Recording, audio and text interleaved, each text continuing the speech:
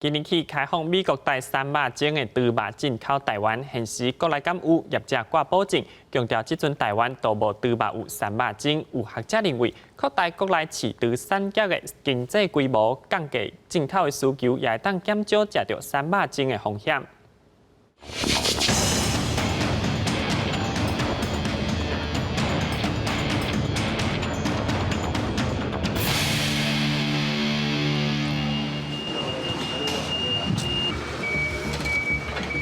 货车出入入，进口的冷冻猪肉准备送去加工厂加工。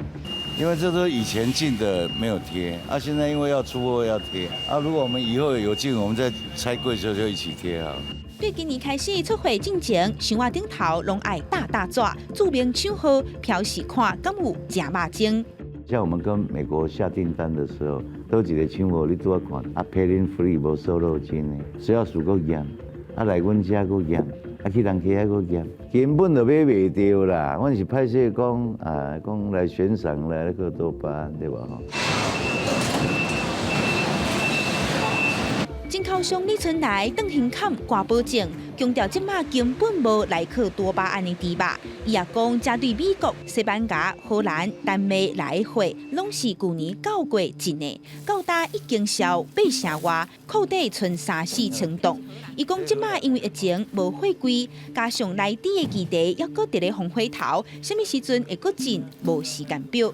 而且美猪现在都没量了，大家不愿意进口了。进口商强调，食到美国猪肉机会真低，不过台湾也是有一成必须爱外口进口，加拿大进上多，主要进夹心肉、肉薯、腰内肉、后腿和前腿。其他的部位以脆皮肉、猪脚、肝链、甲大肠为主，加拿大甲美国占上多。随望进口商表示，即马进美国猪入来嘛销无路，也拿加拿大的猪肉委员会18声明，出口的猪肉拢袂使使用食肉精。不过国内已经开放来猪合法进口，国人就可能会去食到。